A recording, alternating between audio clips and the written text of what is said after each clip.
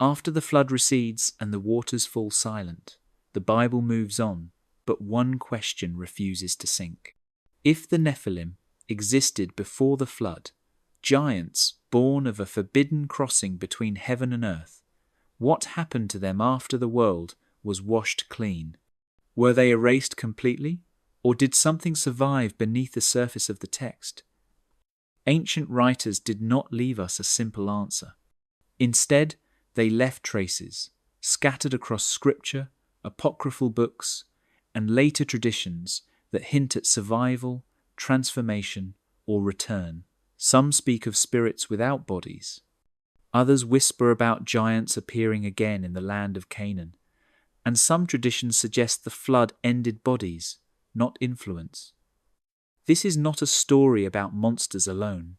It is about memory, theology, and how ancient people explained evil that seemed older than history itself.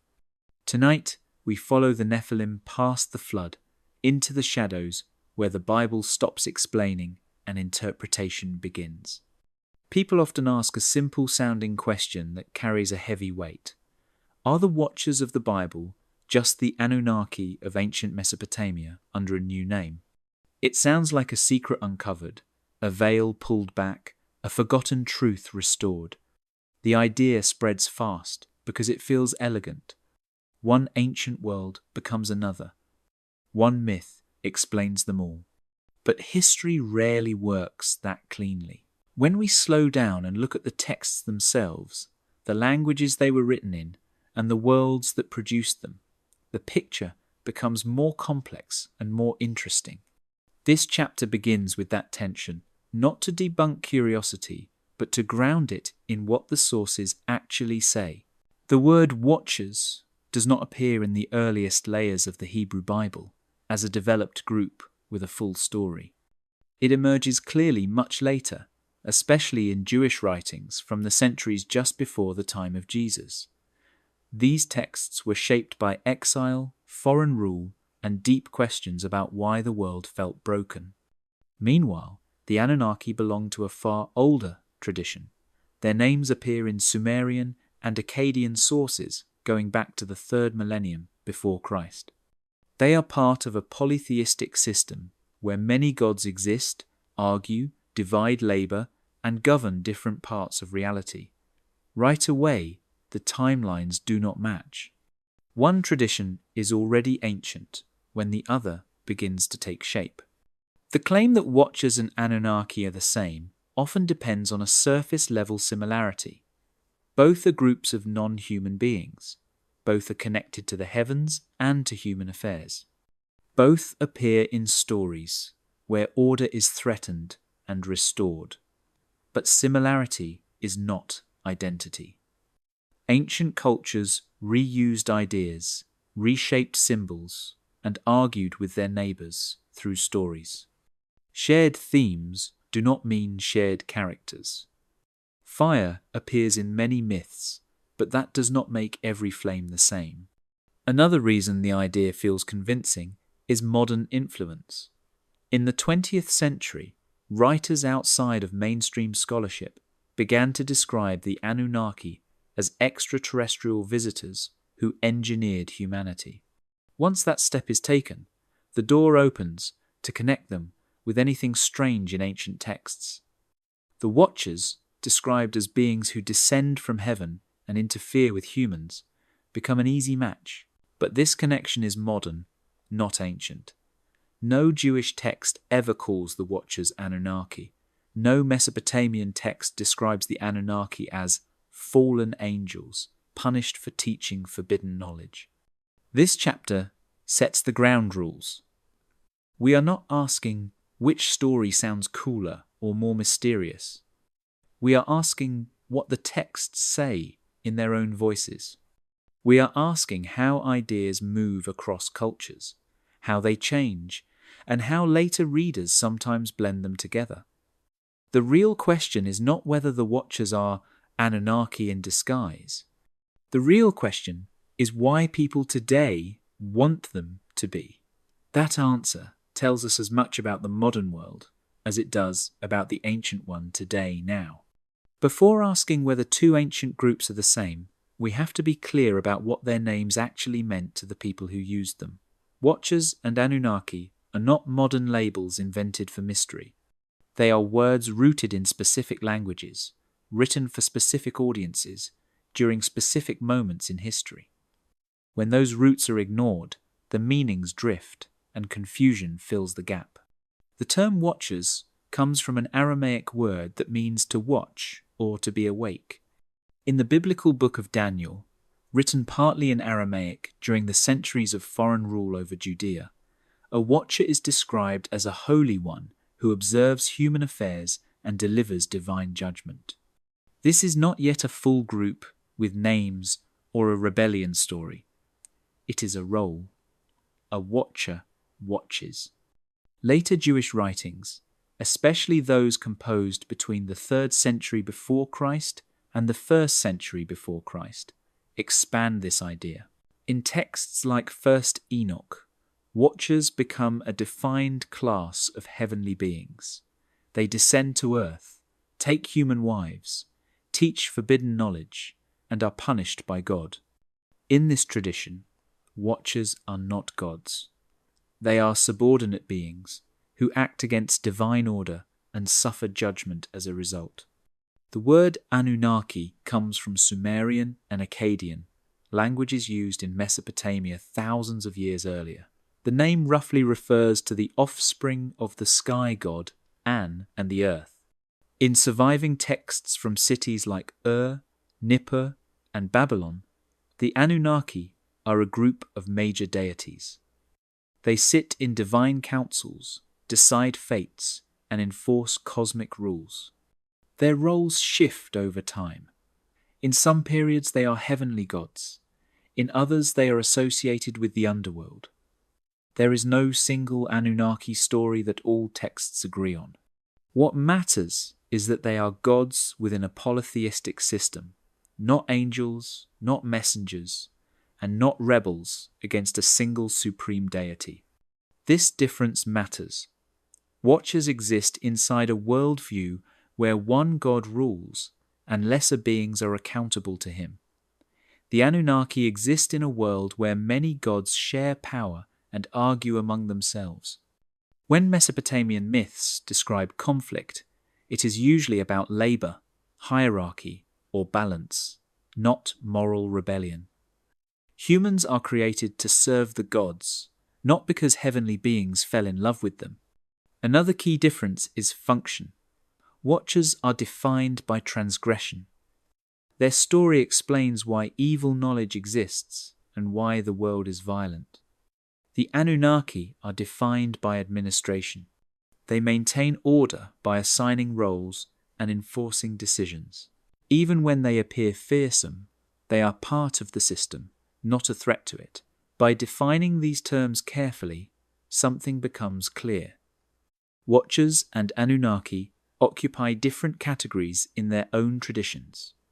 They come from different languages, different religions, and different questions about the world.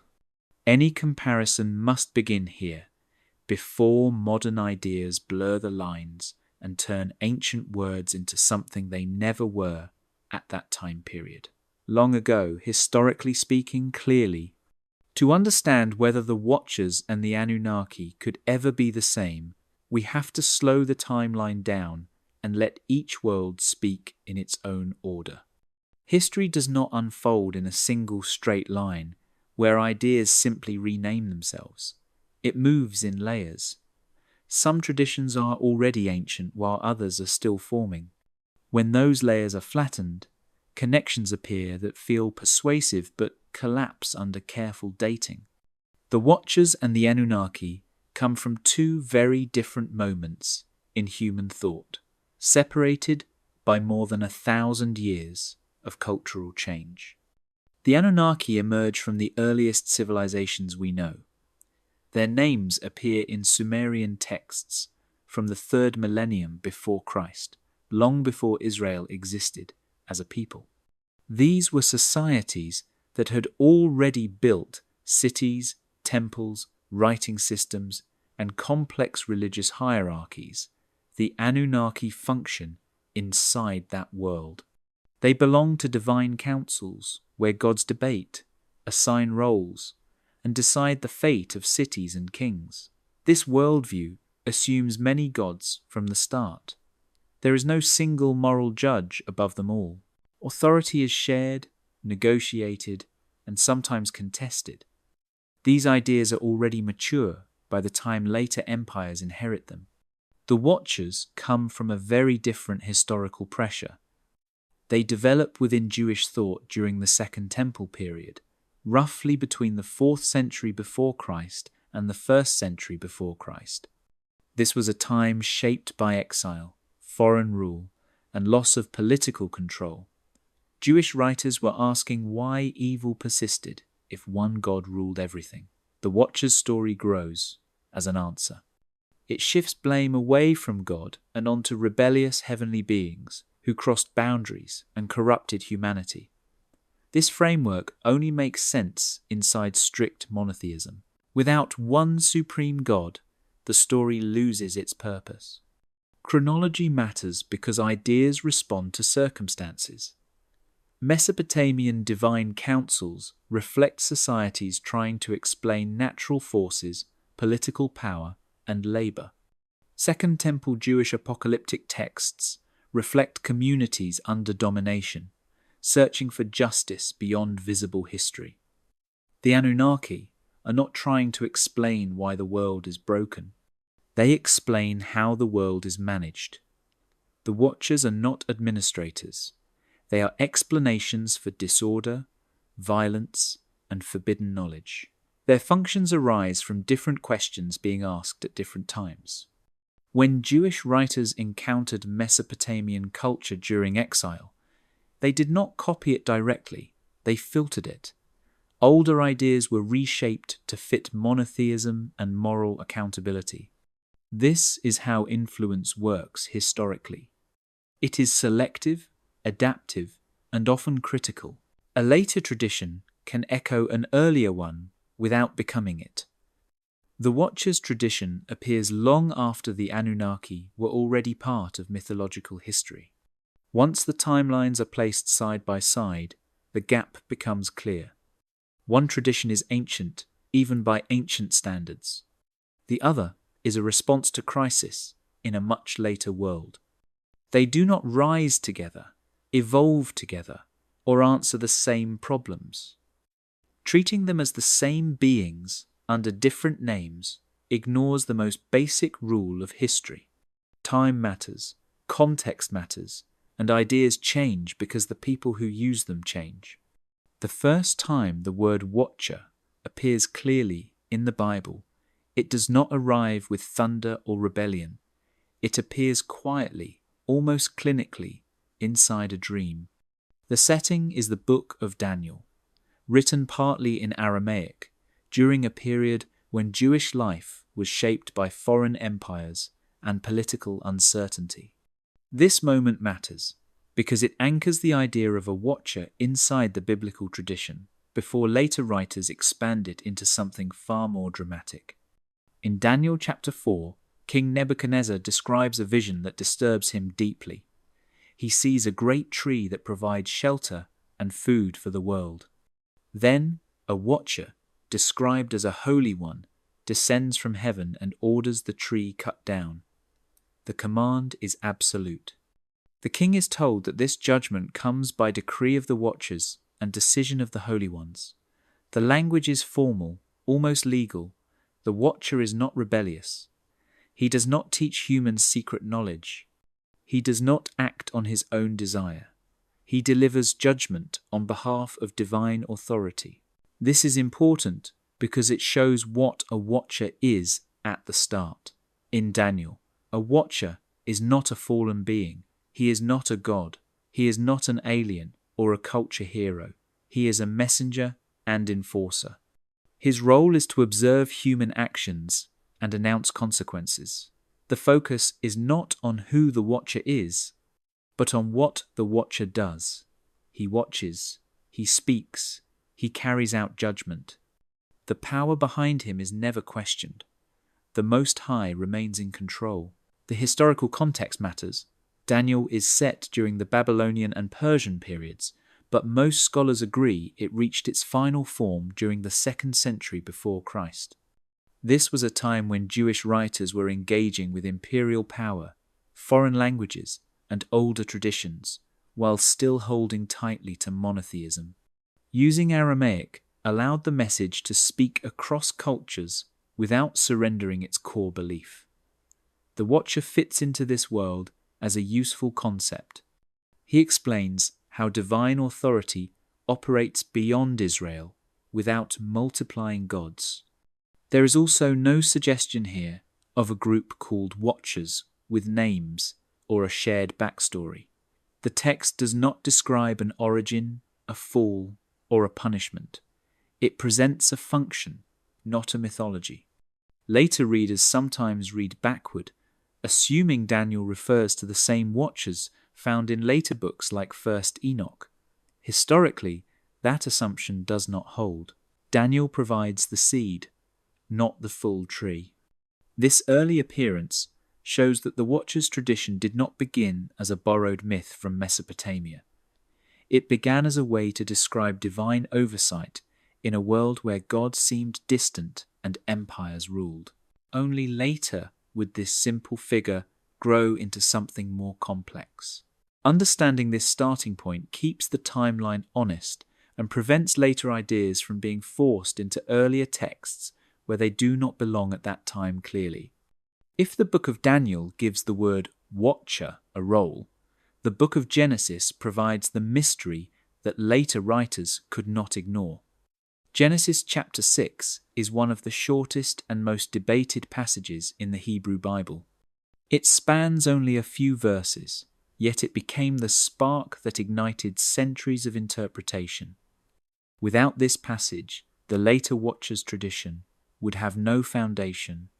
With it, ancient readers sensed that something enormous had been left unexplained. Genesis describes a moment before the flood when the sons of God saw that the daughters of humans were beautiful and took them as wives. The text then mentions the Nephilim, mighty ones of old, men of renown. Immediately after, God declares that human wickedness has become great and that judgment is coming.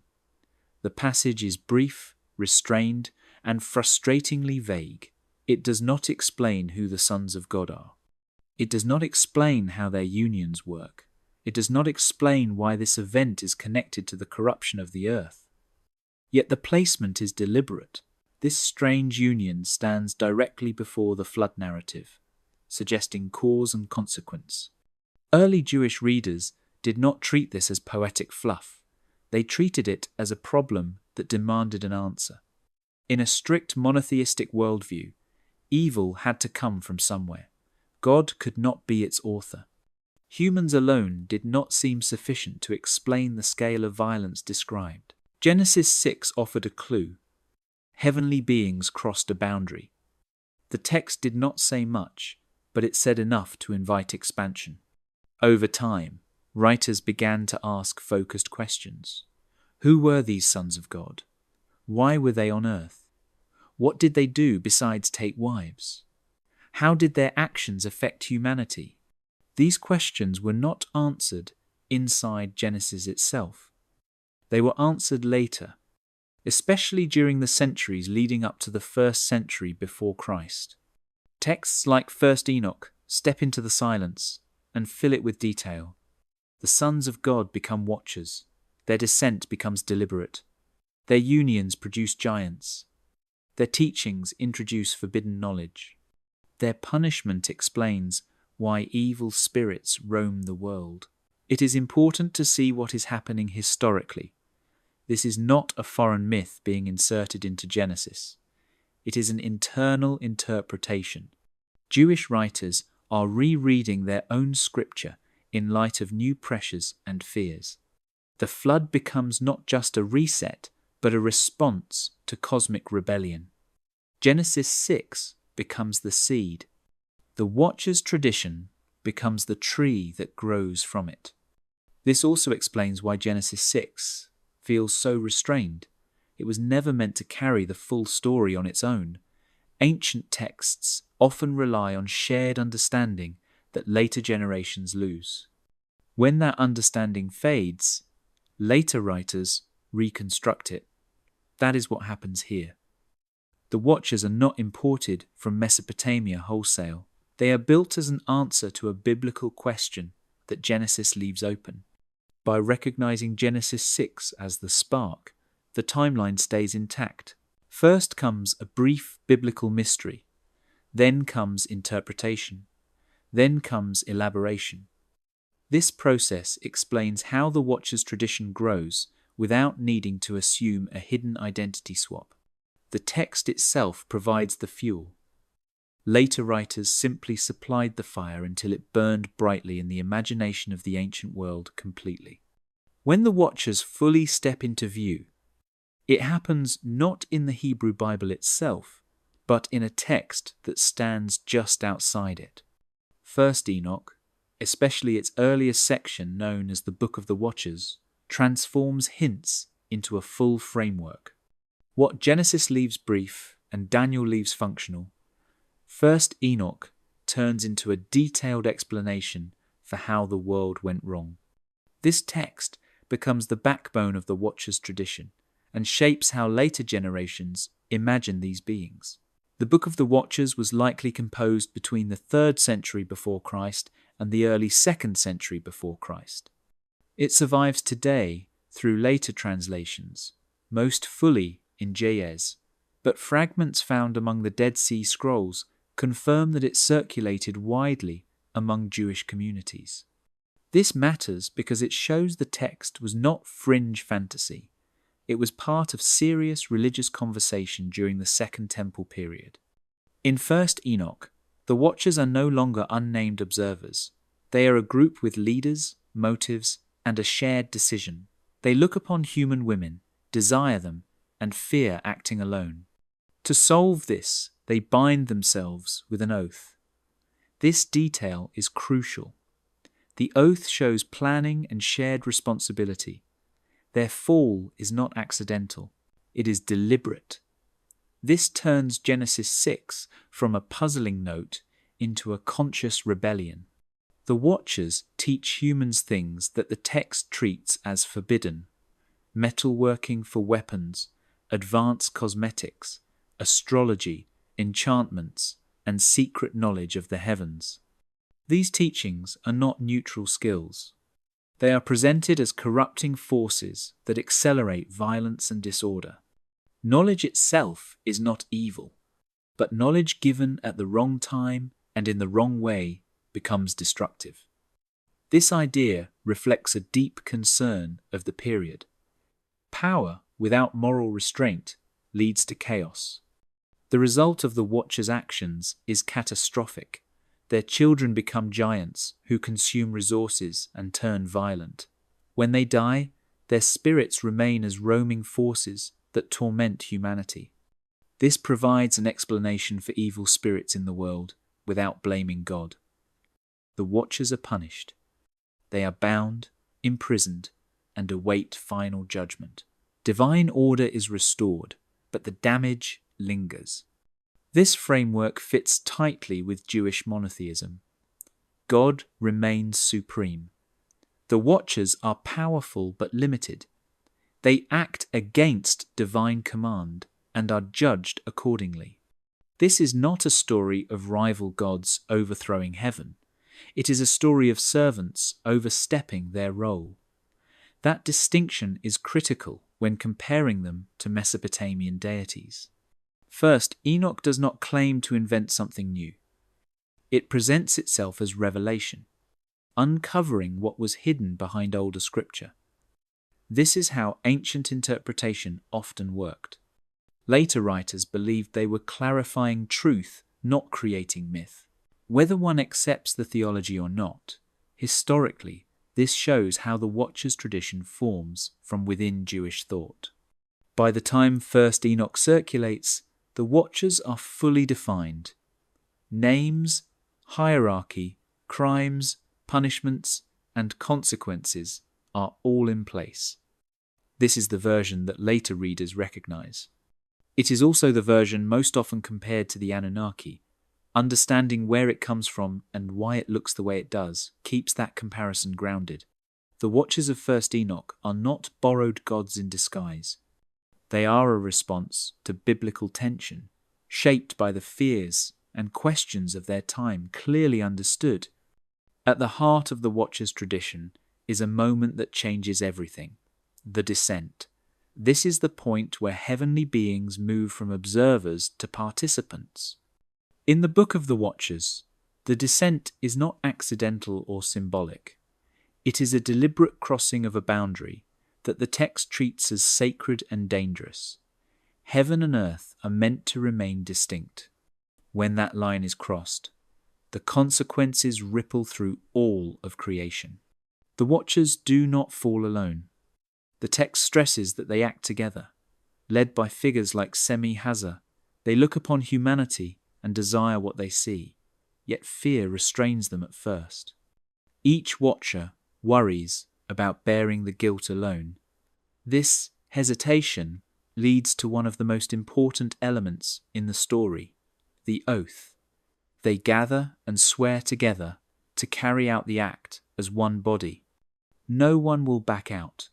No one will escape responsibility. This detail matters because it frames the descent as a collective rebellion, not a series of personal mistakes. In ancient thought, oaths were not casual promises. They bound identity and fate. To swear an oath was to lock a decision into place before divine order itself. By including an oath, the text emphasizes intention. The Watchers know they are crossing a line. They choose to cross it anyway. This is why their punishment later is described as just and unavoidable. Ignorance is not an option here. The descent is planned, agreed upon, and executed with full awareness. Once on Earth, the boundary violation deepens. The Watchers take human wives and begin teaching knowledge that humans were not meant to have. The text treats this knowledge as power without restraint. Weapon making fuels violence. Astrology encourages humans to seek control over fate. Enchantments promise influence beyond moral limits. The problem is not learning itself. The problem is timing and authority. Knowledge given outside divine order becomes corrosive. The oath also explains why the Watcher's story feels heavier than earlier biblical hints. In Genesis, the sons of God appear briefly and vanish.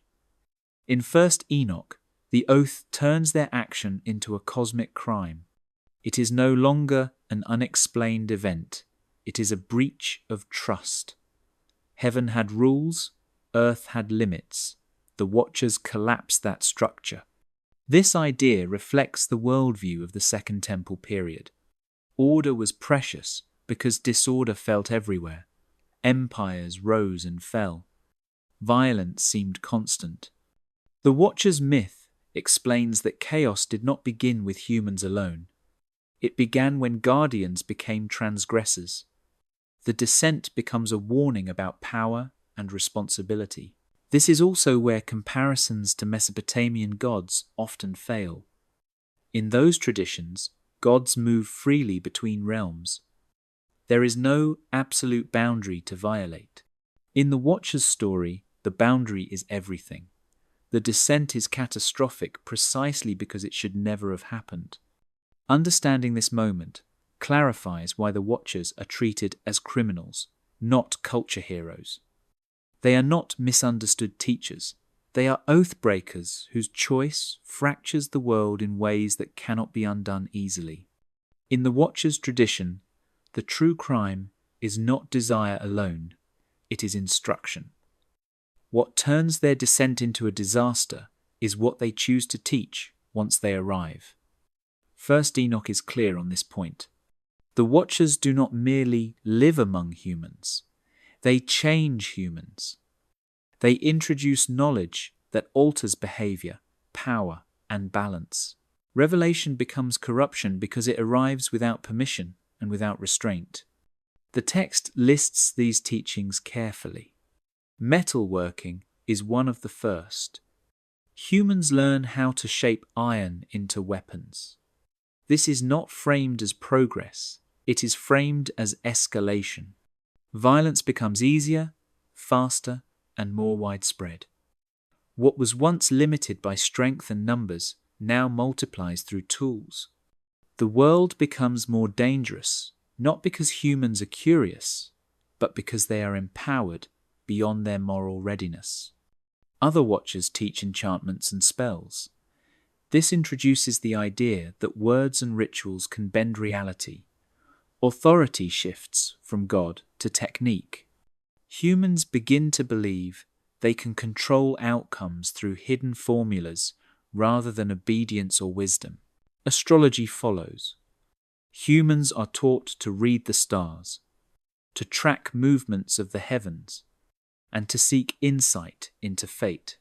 Again, the problem is not observation.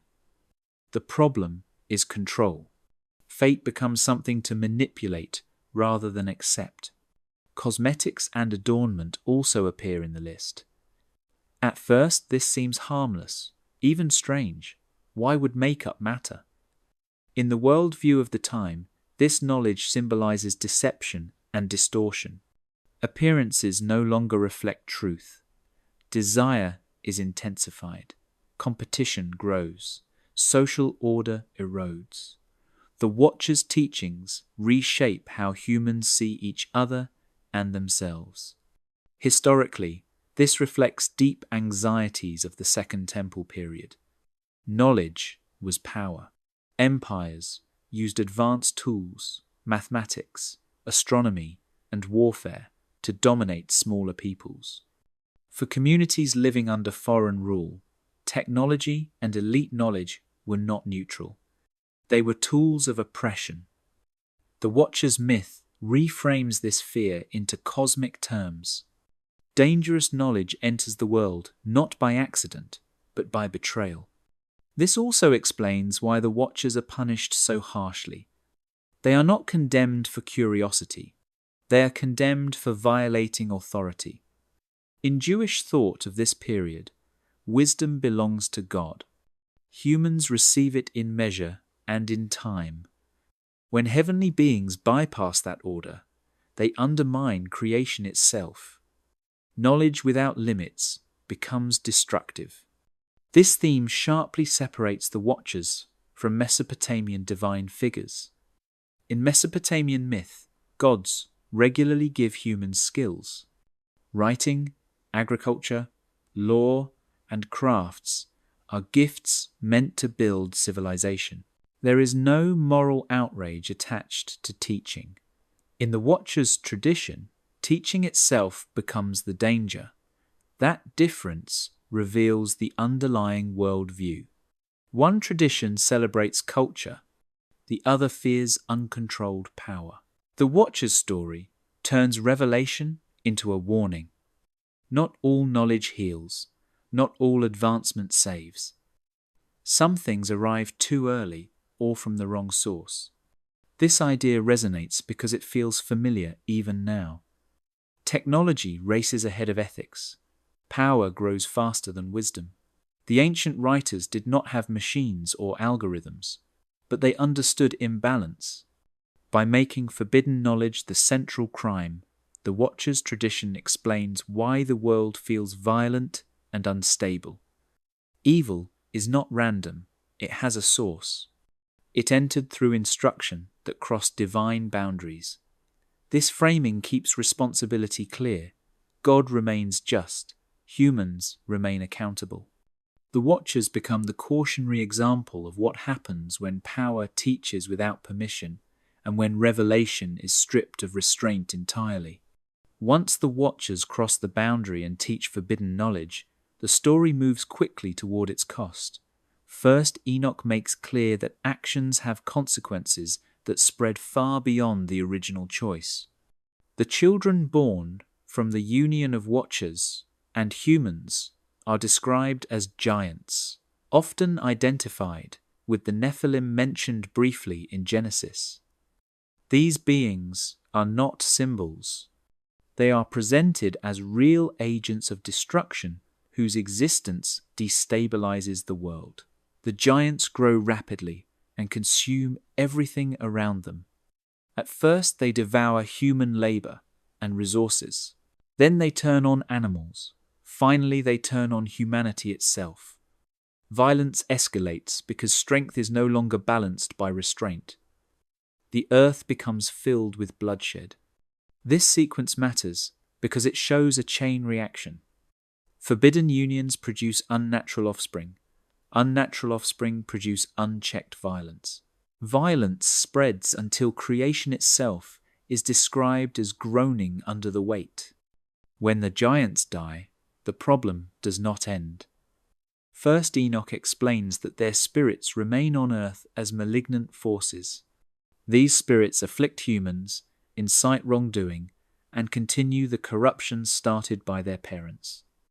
This detail provides an origin story for evil spirits without blaming God.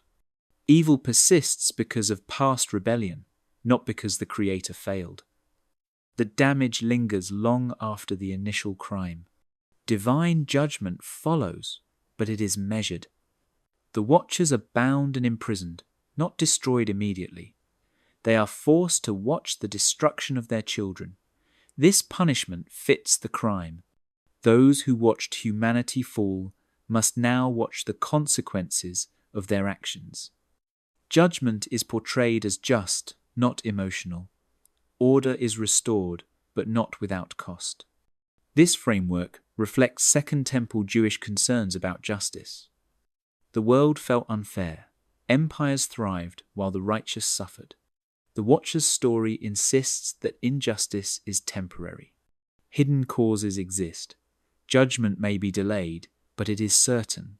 The flood narrative, which follows Genesis 6, becomes part of this larger logic. The flood is not random anger, it is containment. A corrupted system is reset, so creation can survive.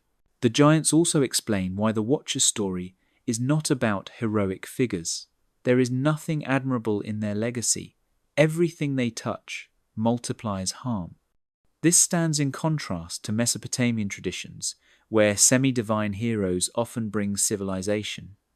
In the Watcher's tradition, hybrid beings bring collapse.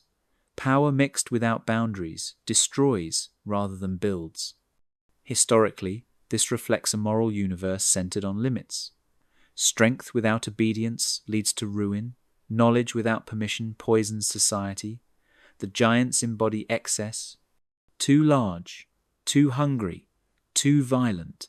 They are the physical expression of imbalance. By focusing on aftermath, the text teaches that rebellion does not stay contained. It spills outward, affecting generations that had no part in the original choice. This is the real warning. The Watchers do not just fall, they take the world with them. The cost of their actions is written in violence, suffering, and divine intervention. The story insists that cosmic disorder always demands correction, even when that correction arrives through catastrophe and loss. The survival of the Watcher's story is itself unusual, and that matters for how it should be read. First Enoch did not pass through history the way books of the Hebrew Bible did. It was never fully included in the Jewish canon, and later Christian traditions debated its value. Yet the text endured, not by accident, but through a complex chain of copying, translation, and preservation that scholars can still trace with care. The earliest evidence for First Enoch comes from the Dead Sea Scrolls, discovered in the mid-20th century near Qumran. Among the scrolls are multiple fragments of Enochic texts written in Aramaic. These fragments date to the centuries just before the time of Jesus.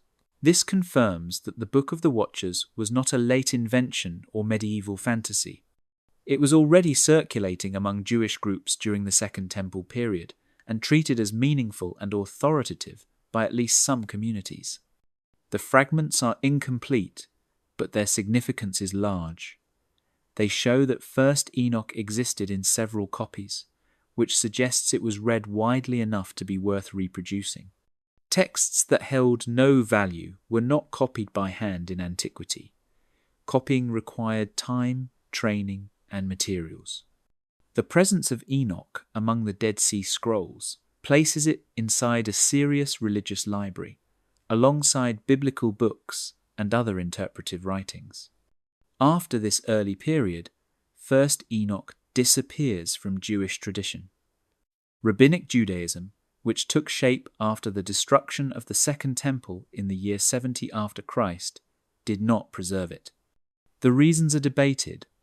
Some scholars suggest its angelology conflicted with later theological priorities. Others point to its popularity among early Christians. Whatever the cause, the text survives elsewhere. That elsewhere is Ethiopia. The Ethiopian Orthodox Church preserved First Enoch in Ge'ez, an ancient liturgical language. In this tradition, First Enoch is considered scripture. The Ge'ez version is the most complete form of the text we have today. It was copied and recopied for centuries, long after it vanished from other parts of the world. Without this preservation, the Watcher's story would be known only through fragments and references. Modern scholars compare the Ge'ez text with the Aramaic fragments from Qumran and with later Greek quotations. This comparison allows careful reconstruction. Differences exist, but the core narrative remains consistent. The descent of the Watchers, the forbidden knowledge, the giants, and the judgment all appear across versions. This consistency strengthens confidence that the story reflects a stable tradition, not constant invention. Understanding how the text survived also sets limits. We cannot claim to have the original autograph. We cannot assume every line reflects the earliest form. Responsible history works with probabilities, not certainty. Yet the evidence is strong enough to say this. The Watcher's story is ancient, Jewish, and rooted in the same world that produced other Second Temple writings. The path of preservation explains why First Enoch feels both familiar and foreign. It belongs to the same conversation as biblical texts, but it travelled a different road. Its survival is not proof of hidden truth or suppression. It is proof of how fragile ancient literature is, and how easily entire worlds of thought can vanish unless a single community chooses to remember them. To understand the Anunnaki, they have to be placed back into the world that created them, not pulled forward into modern speculation. The name Anunnaki comes from the earliest layers of Mesopotamian civilization, appearing in Sumerian texts and continuing through Akkadian, Assyrian, and Babylonian traditions. These societies developed writing, law, astronomy, and religion thousands of years before the Watcher's tradition ever emerged, and the Anunnaki belong fully to that older setting. In the earliest Sumerian sources, dating to the 3rd millennium before Christ, the Anunnaki are described as a group of powerful gods connected to the sky god An. Their name is often understood to mean the offspring or princely seed of An. They are not outsiders or invaders, they are part of the original divine order.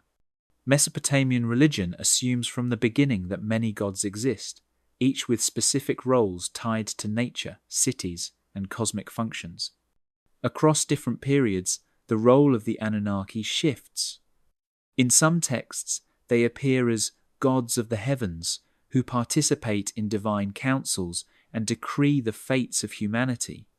In others, they are associated with the underworld, acting as judges or authorities over the realm of the dead. This flexibility is normal in Mesopotamian religion. There is no single canon and no fixed hierarchy that never changes. Myths evolve as cities rise and fall, and as empires absorb older traditions.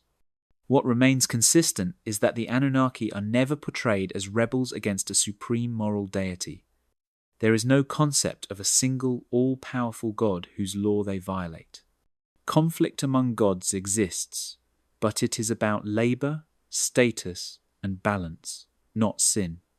When gods clash, it reflects the realities of human politics projected onto the heavens. Divine struggle mirrors imperial struggle.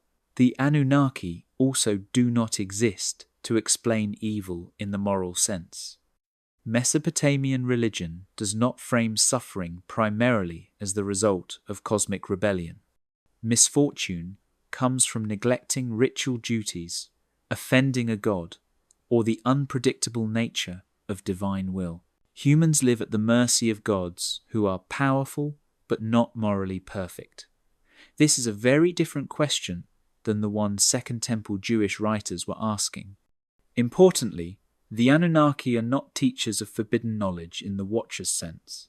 When humans receive skills in Mesopotamian myth, it is usually presented as a gift meant to support civilization. Writing, agriculture, kingship, and law are divine grants. These gifts are not treated as corrupting intrusions. They are necessary tools for order. Meeting the Anunnaki in their own world removes the mystery that modern retellings often add. They are not secret aliens. They are not fallen angels. They are gods shaped by the needs and fears of the first urban societies. Their stories explain how the universe functions, not why it failed. This difference sets the boundary that comparisons must respect if history is to remain honest and grounded. When ancient texts describe the Anunnaki at work, they are not building machines or altering DNA. They are governing. Their primary function across Mesopotamian literature is participation in divine assemblies where decisions about the world are made. These gods operate like a ruling council, reflecting how early city-states were organized. Power is shared among elites, debates occur, and outcomes are enforced. The heavens mirror the political reality on Earth. One of the most common roles assigned to the Anunnaki is decreeing fate. Fate in Mesopotamian thought does not mean destiny locked forever. It refers to assigned roles, lengths of reign, success in war, harvest outcomes, and the rise or fall of cities. The Anunnaki help determine these outcomes alongside other gods. This process is often formal and ritualized. Decisions are announced, recorded, and carried out. The universe runs on order, not chaos. Texts from Babylon and Assyria describe divine councils where gods argue, persuade, and sometimes disagree. Even powerful gods must negotiate. This tells us something important. Mesopotamian religion is not about moral perfection. It is about balance and hierarchy. The Anunnaki are senior administrators in this system. They do not exist outside it. They are not breaking rules. They are enforcing them. In some traditions, especially later ones, the Anunnaki become associated with the underworld. They act as judges over the dead, ensuring that the afterlife follows established norms. This again reinforces their role as maintainers of order. Life and death are regulated spaces.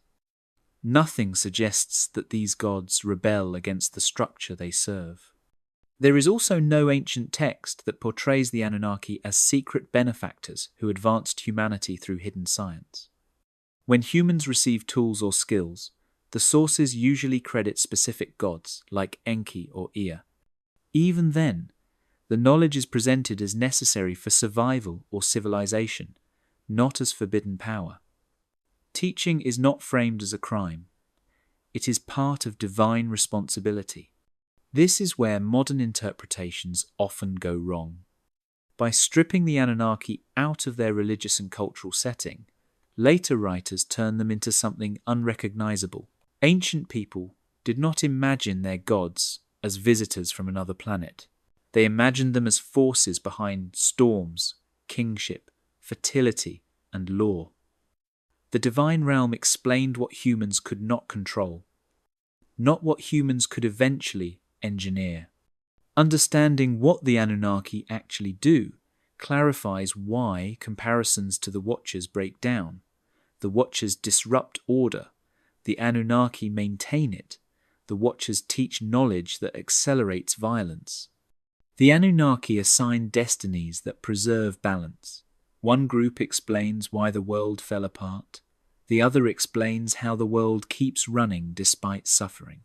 When ancient texts are read carefully, the Anunnaki emerge as complex, sometimes harsh, but fundamentally administrative gods. They are not hidden villains or misunderstood heroes. They are part of a worldview that sees the universe as managed through councils, decrees, and ritual obligations. Recognizing this keeps the conversation anchored in history instead of speculation, and allows each tradition to be understood on its own terms without forcing identities that the sources themselves never suggest. One of the most important Mesopotamian texts for understanding human origins is the Atrahasis epic. It presents a creation story driven not by moral failure, but by exhaustion. In this account, the gods face a labor crisis. The world needs maintenance, canals must be dug, fields must be kept productive. The burden falls on a group of lesser gods, known as the Igigi. Over time, the work becomes unbearable and resentment grows. The Igigi rebel, not against divine law, but against endless toil. They abandon their duties and surround the dwelling of the higher gods in protest. This moment is sometimes misunderstood as a fall similar to the Watcher's story, but the purpose is very different. The rebellion is practical, not moral. The problem is workload, not corruption. The Anunnaki, as senior gods, are forced to respond. The solution they reach is creation. Humans are formed to take over the labor that the Igigi refuse to perform. In Atrahasis, humanity is shaped from clay, mixed with the blood of a slain god. This detail emphasizes function. Humans are created as workers. Their role is to maintain the world so the gods can rest. There is no sense that humans are the result of forbidden desire or cosmic trespass. They are a necessary invention. This myth tells us a great deal about Mesopotamian values. Work is central. Civilization depends on organized labor. Suffering exists because work is hard and resources are limited, not because the universe is morally broken. Even divine conflict is resolved through administration and restructuring. The Anunnaki do not punish the Igigi with imprisonment.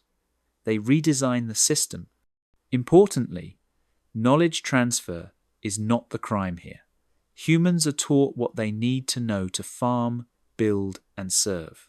Skills are given openly. There is no anxiety about teaching too much too soon. The problem is always balance. When population grows too large or noise disturbs the gods, adjustments follow. Floods and plagues appear later in the story, but again as management tools, not moral judgments. This stands in sharp contrast to the Watcher's tradition. In 1st Enoch, heavenly beings descend and teach humans knowledge they were not meant to have. The result is violence and corruption. In Atrahasis, humans are created precisely to receive instruction. Teaching is essential, not dangerous. The gods are not worried about humans becoming too powerful. They are worried about rest. The difference matters when comparing Anunnaki and Watchers. The Atrahasis myth shows that Mesopotamian stories about rebellion and creation are rooted in labor economics, not cosmic sin. Even when gods rebel, the outcome is innovation, not condemnation. Humans exist to stabilize the system.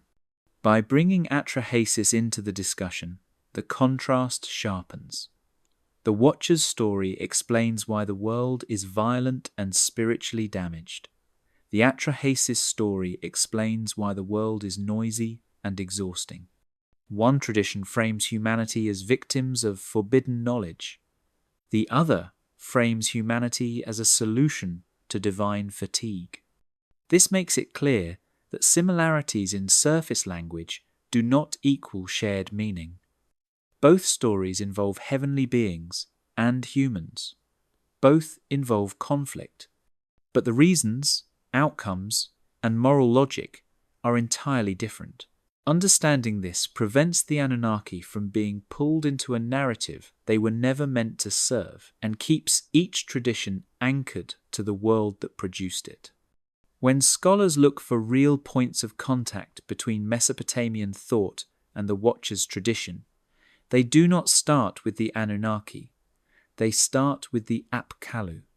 These figures offer a far more precise and historically grounded parallel. The Apkallu are described in Mesopotamian texts as primeval sages, beings associated with wisdom, order, and the transmission of knowledge to early humanity.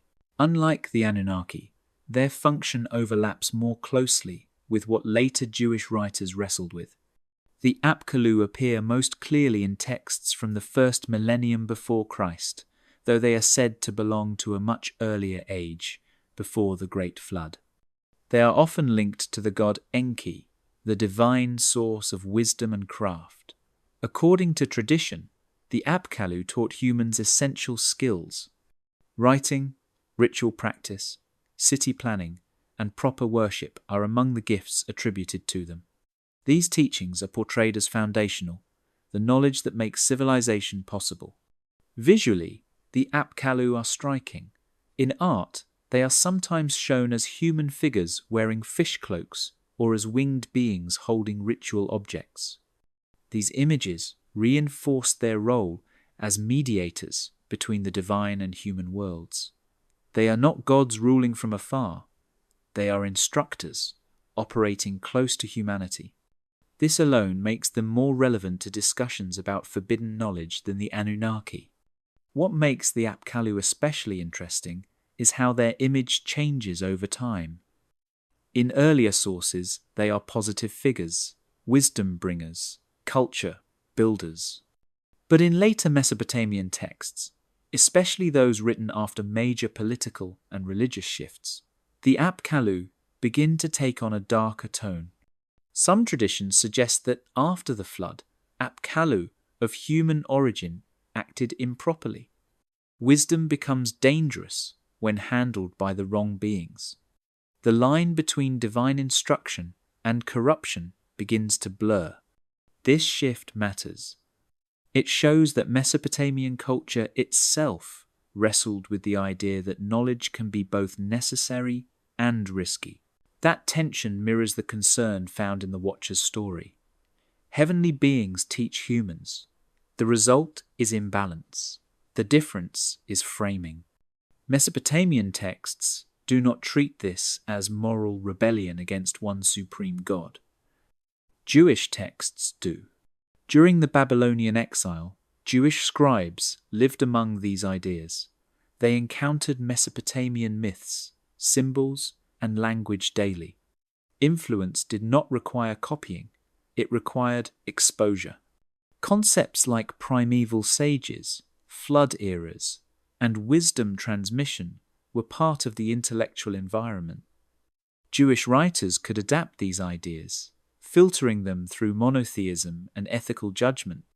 This is why many scholars argue that the Apkallu provide a better background for the Watchers than the Anunnaki. The Apkallu teach, the Watchers teach, the Apkallu exist before the flood. The Watchers act before the flood. The Apkallu are later reinterpreted when wisdom becomes dangerous. The Watchers are condemned precisely because their teaching corrupts. The parallel is not identity. No text equates Apkallu with Watchers directly. But the overlap in function is meaningful. It shows how ideas migrate and transform. A wisdom figure in one culture can become a warning figure in another. By focusing on the Apkallu, the discussion becomes clearer and more honest. It moves away from sensational claims and toward real historical processes. Cultures borrow, adapt, and argue with one another through stories. The Watchers are not Anunnaki rebranded. They are better understood as a Jewish response to older Near Eastern wisdom traditions, reshaped by new fears, new theology, and a world that felt increasingly out of control. To understand how ideas like the Watchers could take shape, we have to place Jewish writers inside the world they were living in, not imagine them working in isolation. The Babylonian exile and the centuries that followed created a contact zone where languages, stories, and symbols circulated constantly. This was not a brief encounter. It was a long immersion in a Mesopotamian-shaped environment that left marks on language and imagination without erasing identity. When Jerusalem fell in the early 6th century before Christ, large parts of the Judean population were deported to Babylon. There, they encountered one of the most advanced cultures of the ancient world. Babylon was a center of writing, astronomy, law, and theology. Its myths were old, its rituals complex, and its libraries vast. Jewish exiles lived, worked, and raised families in this setting for generations. Even after some returned, the influence remained. Language is one of the clearest signs of this contact. Aramaic became the common language of administration and trade across the Near East. Jewish texts from this period increasingly use Aramaic alongside Hebrew. Parts of Daniel and Ezra are written in it. First Enoch originally circulated in Aramaic. Language carries ideas. When vocabulary shifts, so do the concepts that feel natural to express. Terms for heavenly beings, judgment, and cosmic order traveled easily across linguistic borders. This environment also circulated motifs. Divine councils, heavenly messengers, flood narratives, and primeval ages were common across the region. Jewish writers did not adopt these ideas wholesale. They reshaped them. Monotheism acted like a filter. Older themes were retained, but their meaning changed. Many gods became many angels. Cosmic conflict became moral rebellion. Fate decreed by a council became judgment pronounced by one god. The exile also intensified questions about justice. Why had a chosen people been conquered? Why did violent empires thrive? Why did evil seem embedded in the world? Mesopotamian myths offered explanations rooted in balance and labor. Jewish writers needed explanations that preserved divine goodness. The Watchers tradition answers that need by locating the source of corruption in rebellious heavenly beings rather than in God himself. This process did not require secret borrowing or lost texts. It required proximity. Ideas do not need permission to migrate. They move through shared spaces, shared problems, and shared language. Jewish scribes were skilled readers. They understood the stories around them and responded creatively. Sometimes that response was agreement. Sometimes it was correction. Often it was transformation. Seeing the exile as a contact zone helps explain why Watchers' traditions sound both familiar and distinct. They echo older Near Eastern ideas, but speak with a different moral voice. The Watchers descend, but unlike Mesopotamian gods, their descent is a crime. They teach, but unlike Apkallu, their teaching is forbidden. These differences are not accidents. They reflect a community redefining inherited ideas to make sense of suffering and hope. By placing Jewish writers in this Mesopotamian-influenced environment, the development of the Watchers' tradition becomes historically grounded. It is not a mystery transmission or a hidden lineage. It is the result of real people wrestling with real ideas in a world where cultures overlapped daily. Understanding this contact zone explains how similarities arise without collapsing distinct traditions into one, and keeps the story anchored in how history actually unfolds. Scholars who study the Watchers tradition do not argue for secret histories or hidden bloodlines. They work with texts, languages, and historical settings that can be checked. One of the strongest academic explanations for how the Watchers story developed is that it responds to older Mesopotamian wisdom traditions, especially those surrounding the Apkallu. This is not a claim of identity, it is a claim of engagement. The basic idea is simple. Jewish writers living in a Mesopotamian-influenced world encountered stories about primeval sages who brought knowledge to humanity. Those sages were admired in their original context. They helped build civilization, but Jewish thinkers approached wisdom through a different lens. In a strict monotheistic system, wisdom belongs first to God. Any transmission of power or knowledge must follow divine permission and moral limits. When that limit is crossed, wisdom becomes dangerous. The Apkallu provided a useful framework to think with. They were ancient, they operated before the flood, they taught humans essential skills. These traits overlap with the Watchers. But instead of copying the Apkallu as culture heroes, Jewish writers inverted the role. The Watchers teach similar kinds of knowledge, but the outcome is corruption. This inversion turns a familiar figure into a warning. This pattern appears often in ancient literature. Cultures do not borrow ideas passively. They reshape them to answer new questions. For Jewish communities dealing with foreign domination, violence, and delayed justice, the problem was not how civilization began. The problem was why it went wrong. The Watchers tradition offers an answer by reframing wisdom transmission as a potential threat when detached from obedience to God. Importantly, this hypothesis does not require direct textual borrowing. There is no need to imagine a Jewish scribe copying a Mesopotamian tablet line by line. Influence works through shared symbols, stories heard in the marketplace, temple art, and common language. Over time, ideas settle into the imagination and are reworked creatively. This scholarly approach also explains why the Watcher's story feels so morally charged.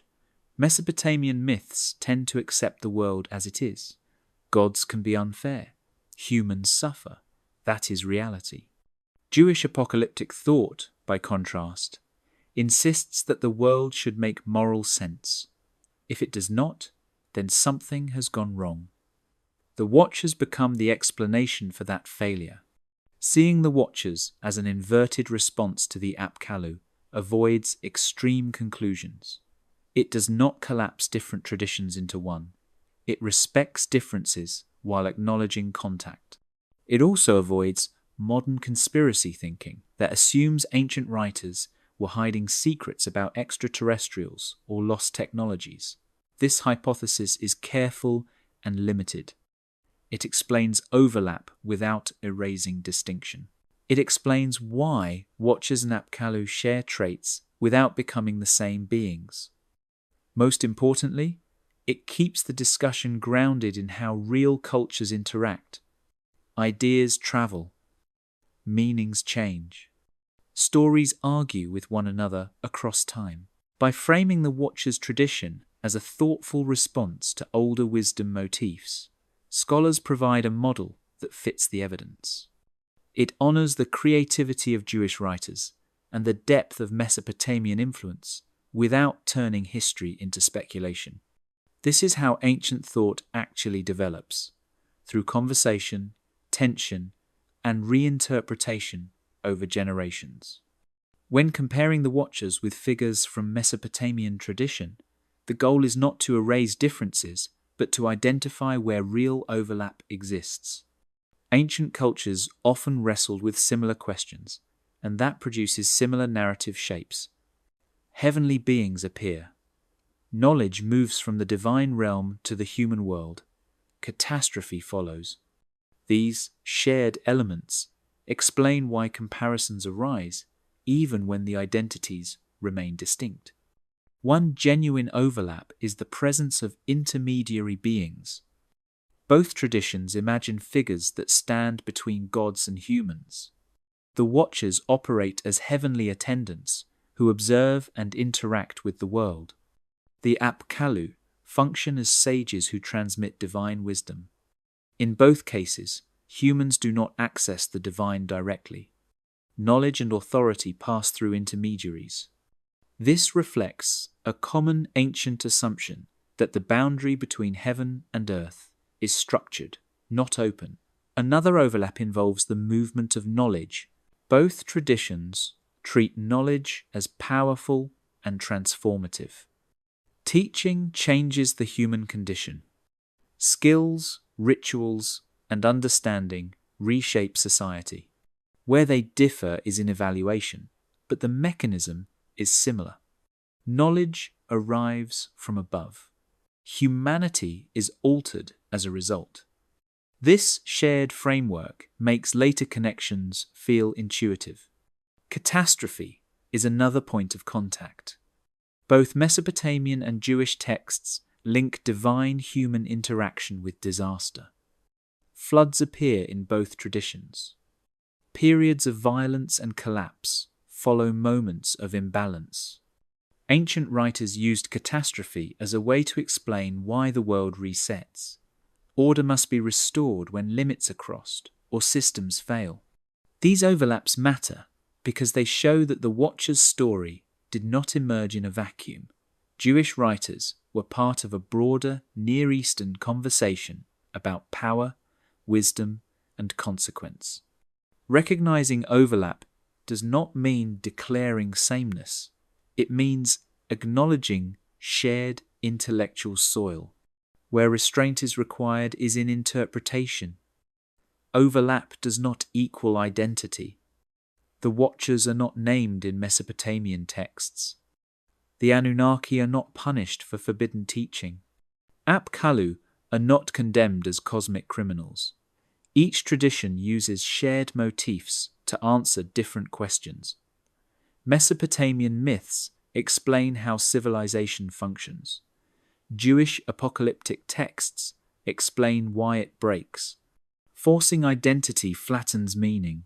It turns living traditions into interchangeable characters. History does not work that way. Cultures reuse patterns, not personalities. The same narrative shape can carry opposite moral weight depending on the worldview using it.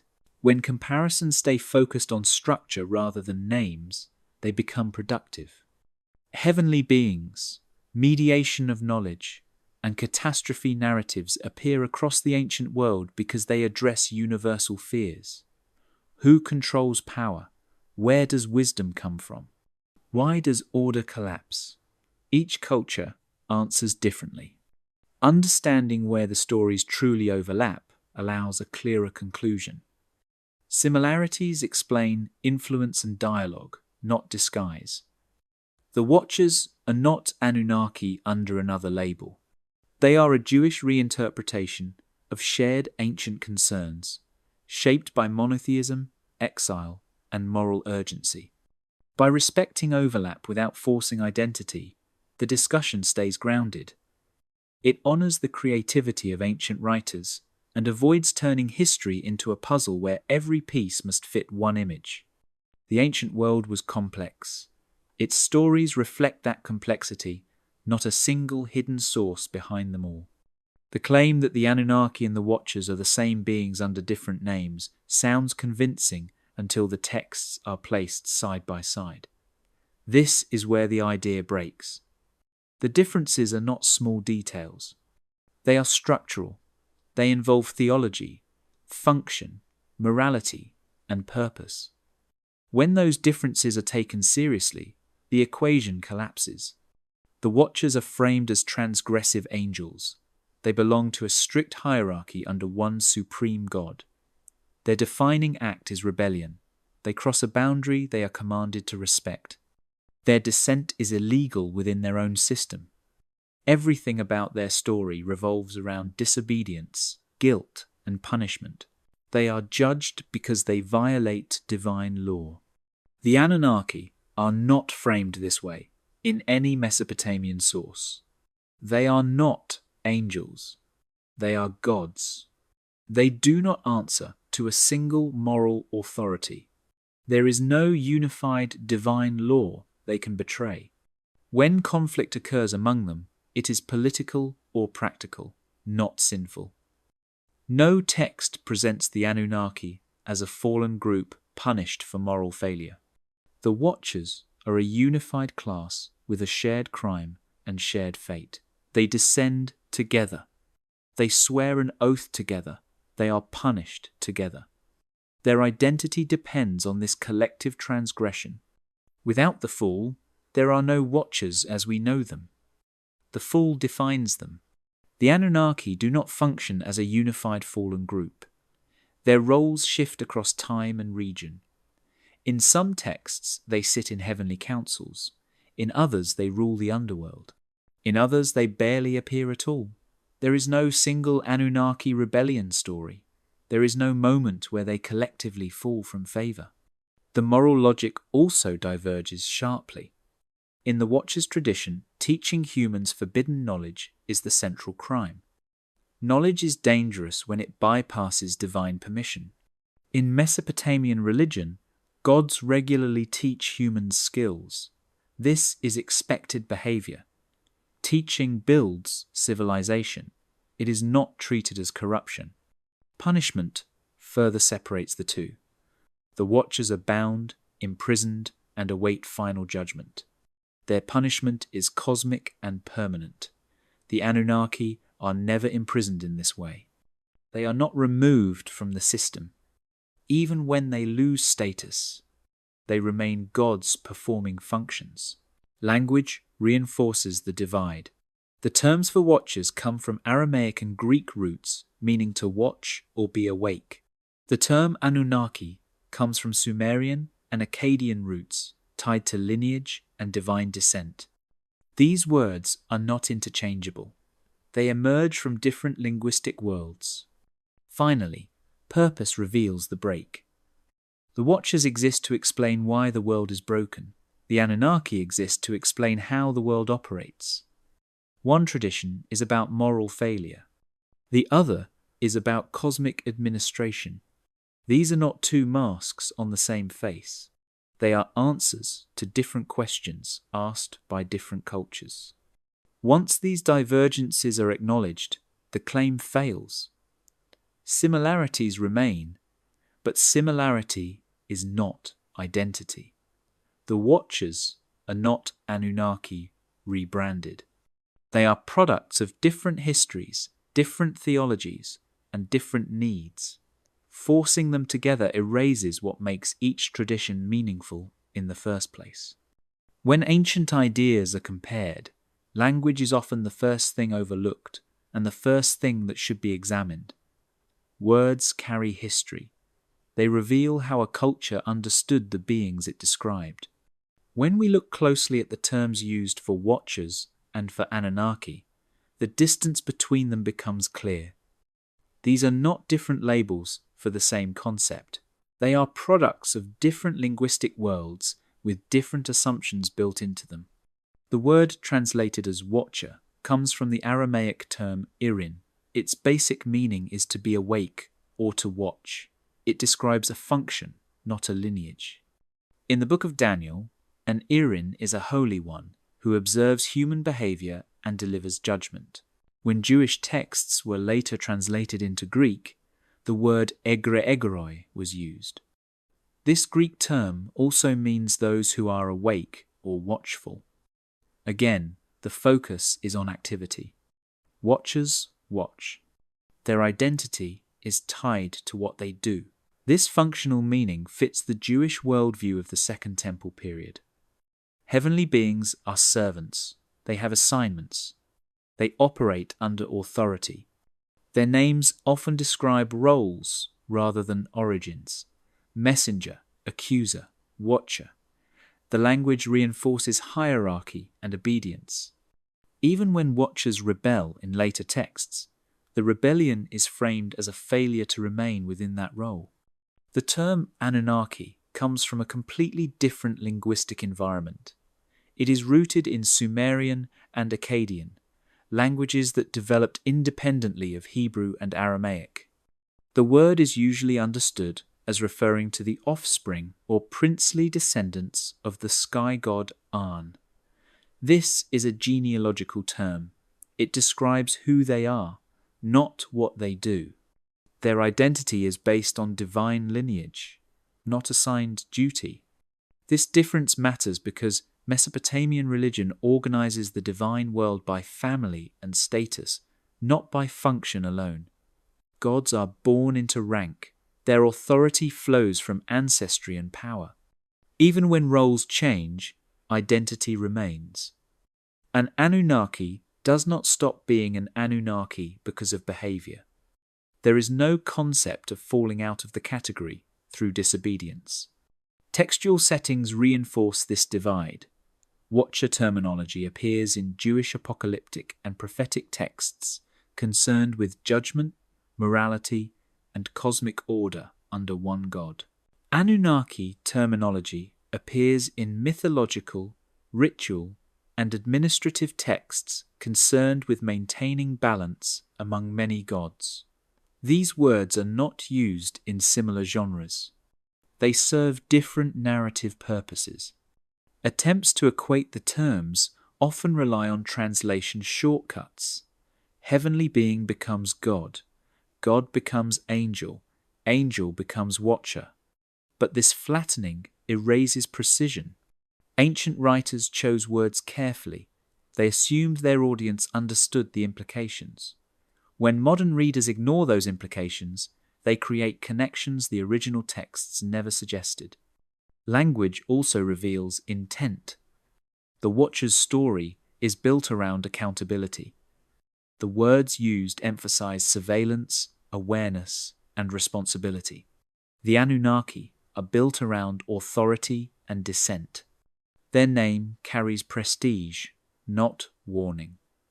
These linguistic signals point in opposite directions. By doing this language reality check, the comparison becomes grounded.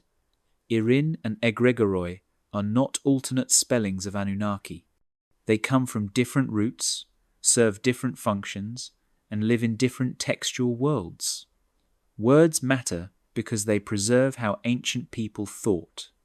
When we listen to the language, the idea of a simple name swap fades away, replaced by a clearer understanding of how distinct these traditions truly are. The idea that the Anunnaki were aliens does not come from ancient Mesopotamia. It comes from the modern world. This shift happens when myth is stripped of context and reread through the lens of technology, science fiction, and suspicion toward traditional religion. To understand how the Anunnaki became extraterrestrials in popular culture, we have to move forward in time, not backward. In the 19th and early 20th centuries, archaeology began uncovering vast numbers of cuneiform tablets from Mesopotamia. These texts revealed a world filled with gods, cosmic battles, floods, and creation stories older than the Bible.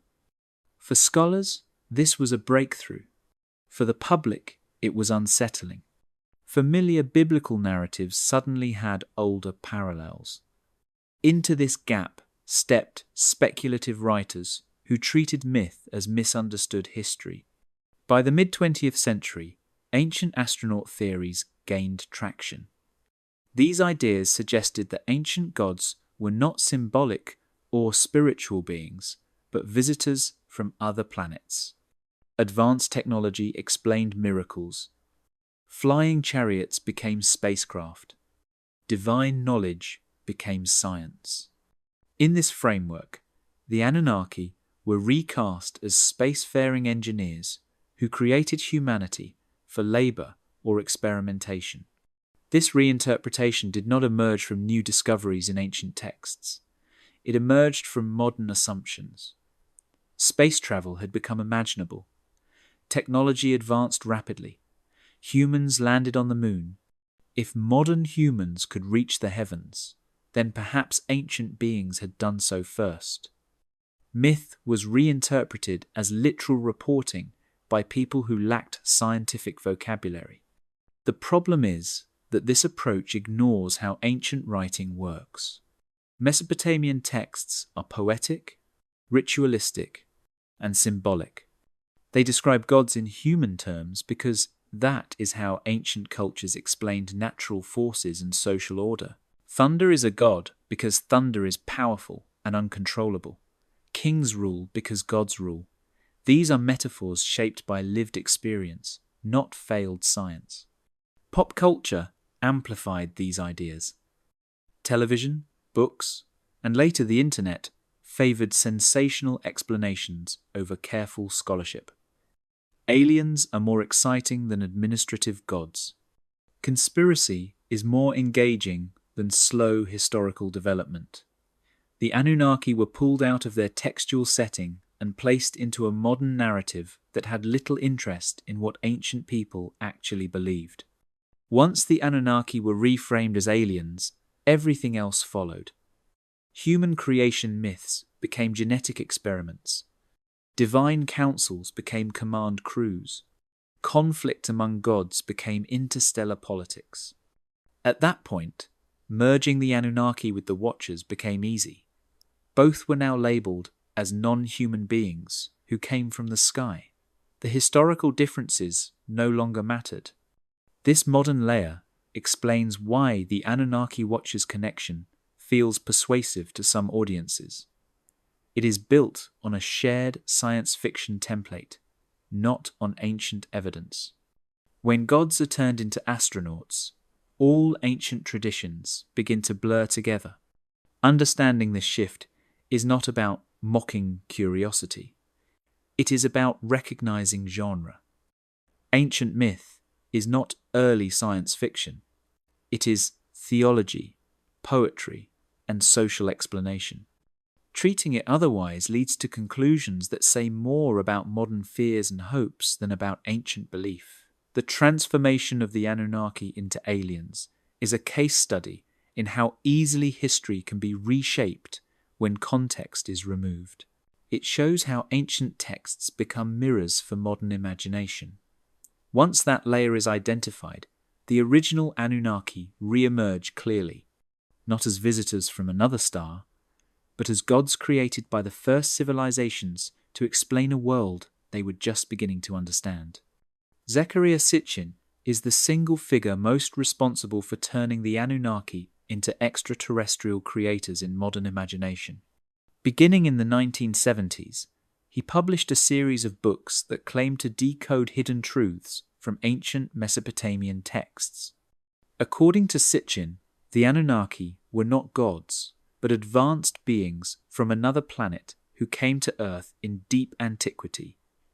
Humanity, in his telling, was engineered to serve them. Sitchin's core claim rested on his own translations of Sumerian and Akkadian texts. He argued that mainstream scholars had misunderstood key words and symbols. He connected the Anunnaki to a supposed planet called Nibiru, said to follow a long elliptical orbit that brings it into the inner solar system every few thousand years. During these visits, the Anunnaki allegedly mined Earth for resources and altered early humans through genetic manipulation. These ideas spread widely because they offered a single story that explained many ancient myths at once. Flood stories became planetary disasters. Gods descending from the sky became astronauts landing spacecraft. Long lifespans became the result of alien biology. Sitchin presented this not as speculation, but as suppressed history. That framing gave his work emotional force and cultural momentum. Scholars responded quickly and consistently. Specialists in ancient Near Eastern languages pointed out that Sitchin's translations were incorrect. Words he rendered as planet or rocket were known terms with mundane meanings like crossing point or divine assembly. Nibiru, in actual texts, refers to a celestial marker associated with Jupiter, or a point of transition, not a hidden planet. There is no ancient source that describes a rogue world entering the solar system on a repeating schedule. The academic rejection of Sitchin's work is not based on disagreement of interpretation. It is based on errors of language. Ancient languages are precise. Grammar, context, and parallel usage matter. When those rules are ignored, any text can be made to say anything. Sitchin worked outside the standards of philology, the discipline that studies ancient languages critically. Despite this, his ideas thrived in popular culture. They were repeated in documentaries, online forums, and later social media. Each repetition simplified the claims further. Nuance vanished. The Anunnaki became aliens. Nibiru became a looming threat. Scholars were cast as gatekeepers hiding the truth. This narrative proved durable because it fed distrust of institutions and fascination with hidden knowledge. This reinterpretation engine also pulled biblical figures into its orbit. Once Anunnaki were defined as aliens, the Watchers could be absorbed into the same framework. Both became part of a single science fiction mythology disconnected from the texts that inspired it. The result was a modern mashup presented as ancient revelation. Understanding Sitchin's role is essential because it explains how the Anunnaki Watchers connection entered public consciousness. It did not emerge from archaeology or history. It emerged from a reinterpretation that scholars reject because it breaks the basic rules of reading ancient texts.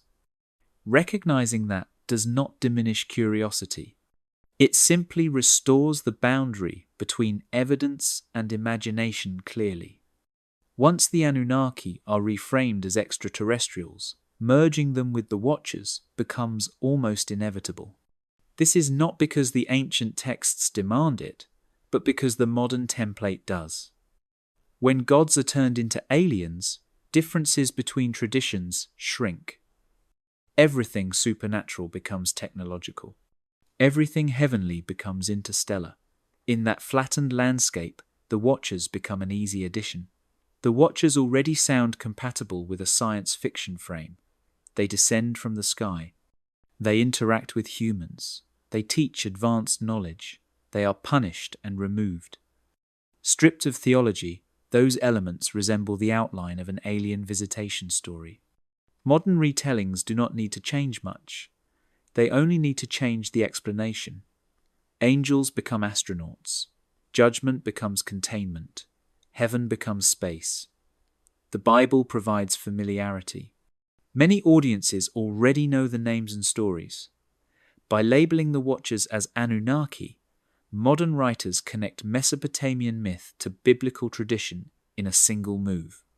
This gives the impression of a unified ancient truth that religion supposedly fractured or hid. The appeal is emotional. It promises clarity. One origin, one secret, one explanation behind everything. This merging also benefits from selective reading.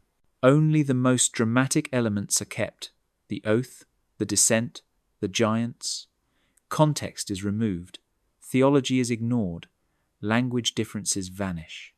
What remains is a skeleton that fits neatly into the alien narrative. Once that skeleton is accepted, the merge feels natural. The internet accelerates this process. Complex scholarship does not spread easily. Simple connections do. A chart linking Watchers to Anunnaki circulates faster than a careful discussion of Aramaic grammar or Mesopotamian religion. Algorithms reward certainty and spectacle. The merged story becomes self-reinforcing through repetition. There is also a deeper psychological reason. Merging Watchers and Anunnaki allows modern audiences to reinterpret ancient suffering. If gods were aliens, then evil becomes the result of experimentation or exploitation rather than moral failure or divine mystery. This reframing removes uncomfortable theological questions. It replaces them with villains that feel familiar in a modern sense. Importantly, this merge is not driven by new evidence. No new tablets were found that equate Watchers with Anunnaki.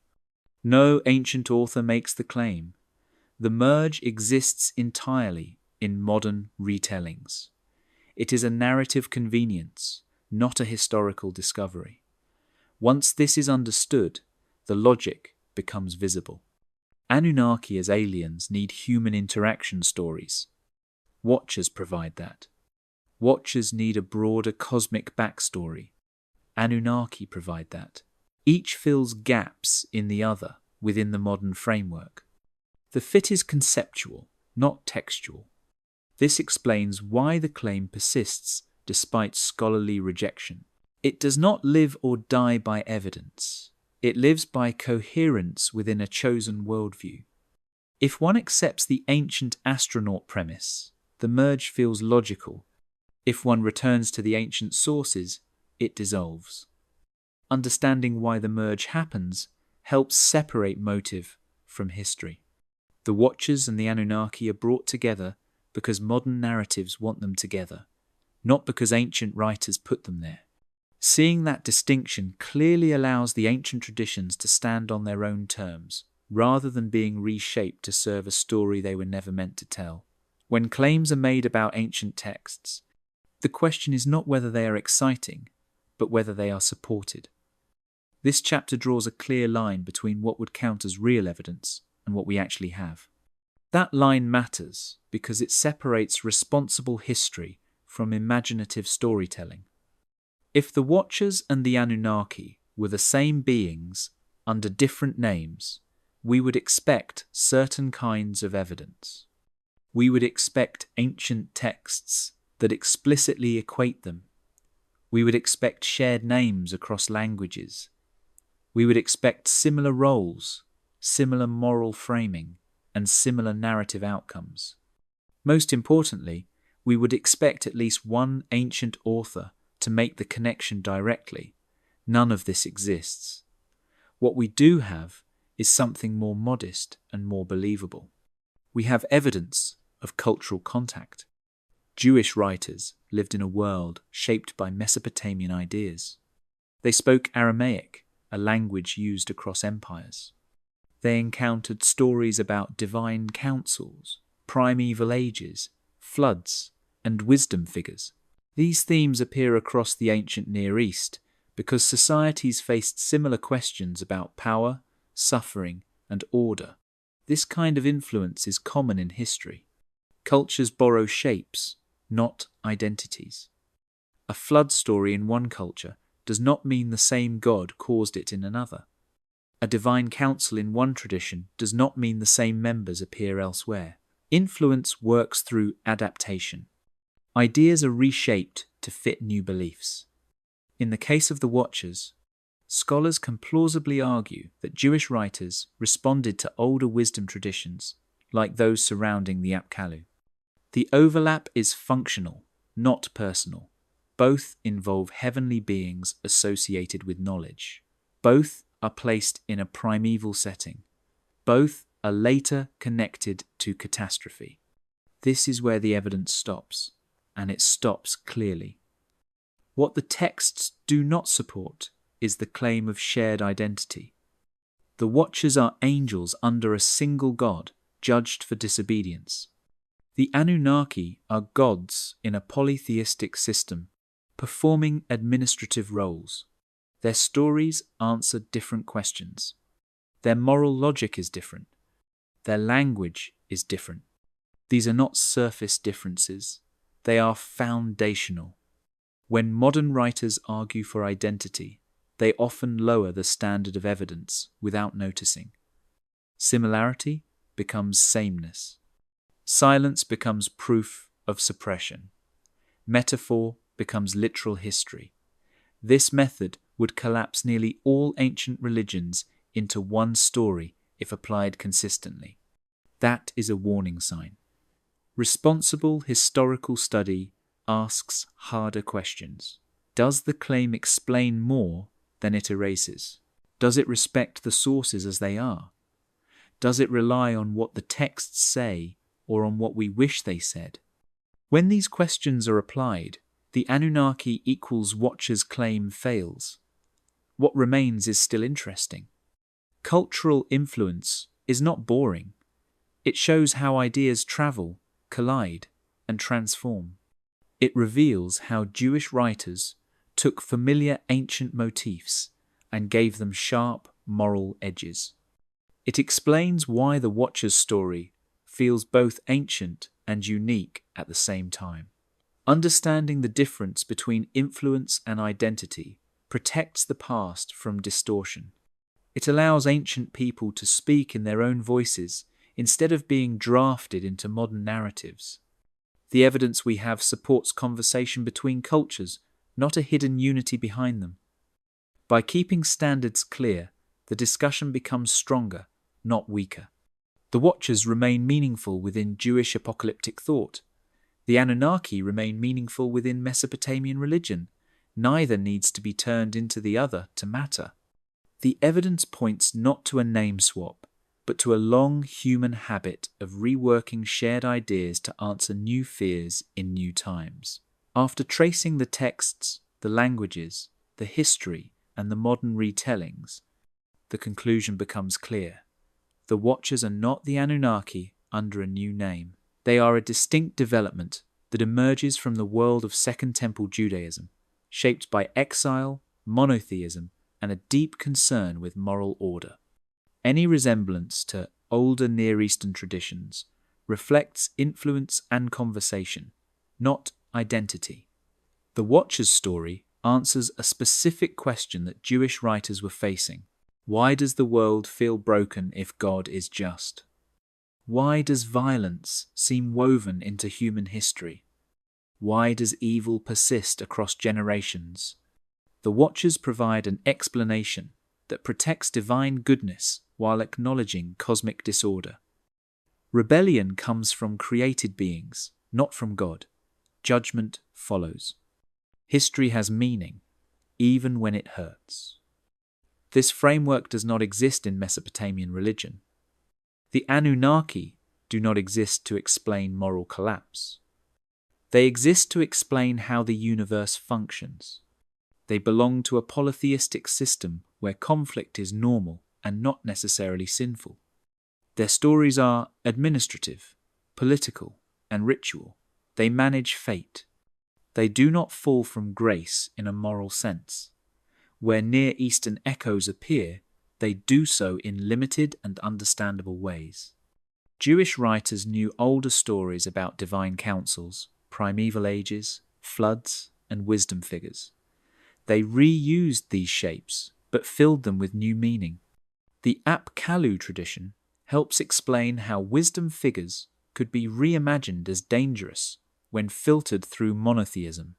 That process is creative adaptation, not rebranding. The claim that Watchers equal Anunnaki does not arise from ancient evidence. It arises from modern storytelling. Once the Anunnaki were turned into aliens in 20th century pseudoscience, it became tempting to fold every sky-related figure into the same narrative. Angels became astronauts.